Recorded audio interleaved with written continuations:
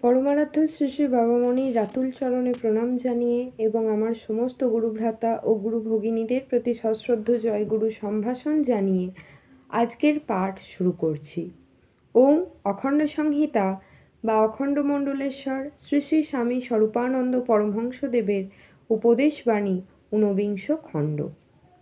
বিশ্বের কাছে ভারতের বাণী। বক্তৃতা 2.5 ঘণ্টাকাল চলিল। এই বক্তৃতাটিতে শ্রী শ্রী বাবামণি এত শাস্ত্র বচন ও এত ঐতিহাসিক তথ্যের অবতারণা করিলেন যে শ্রোতৃবর্গ বিস্ময়ে বিমুগ্ধ হইয়া রহিলেন।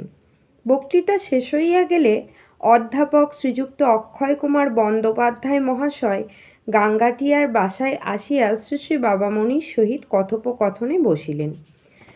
তিনি বলিলেন, আপনার আজকের বক্তৃতায় আমি আপনার যুক্তি নিপুণতা লক্ষ্য করে অবাক হয়ে গিয়েছি। পৃথিবীর ইতিহাস আপনি যেরূপ আপেক্ষিকতার দৃষ্টিতে বিচার করেছেন তাও অতুলনীয়। বিশ্বের কাছে ভারতের বার্তা বহন করে যাবার যোগ্যতা আপনাতে এত সুস্পষ্ট যে আমি আপনাকে একান্তভাবেই অনুরোধ করব যে আপনি কি একটিবার সারা পৃথিবীটা ভ্রমণ করে আসতে পারেন না?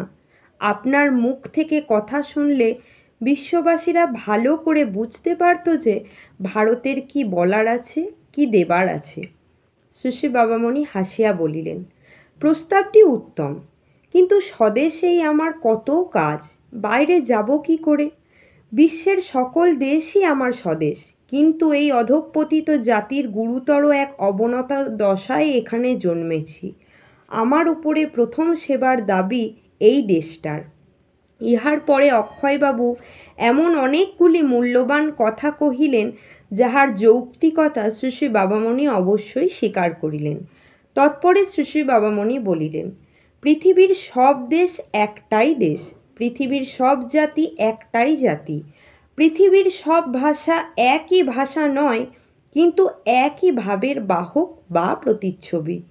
অন্য ভাষাভাষীর সঙ্গে মনোভাব বিনিময়ের উপযুক্ত কোনো সাধারণ মাধ্যম জানা থাকলে পৃথিবীর সব দেশের মানুষই তো আমার ঘরের মানুষ। আমি যদি বিদেশে না যেতে পারি, তা হলেও বিদেশ তো আমার কাছে নিশ্চয়ই আসতে পারে। কাল প্রতীক্ষায় দোষ কী? ময়মনসিংহ, 29শে ভাদ্র, রবিবার, 1342, 15ই সেপ্টেম্বর 1935। জয় গুরু।